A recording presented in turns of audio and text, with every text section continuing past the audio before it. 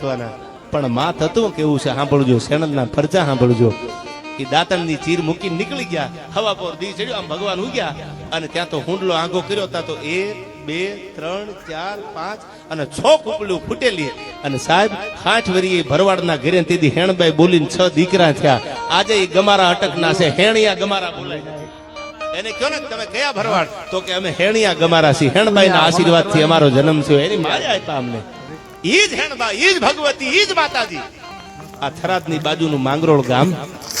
અને સાહેબ દાંતણ કરતા કરતા ચીર મૂકીને એવી જ રીતે નીકળ્યા. આઈમાં પરચા કેવા આપ્યા હેણબાઈ, 700 800 વર્ષ કે કેટલા વર્ષ વીતી ગયા મને તમને ખબર નથી. આજે માંગરોળમાં જાંબુડો હજી ઉભો છે. માતાજીએ પરચા આવા પૂર્યા છે જગત.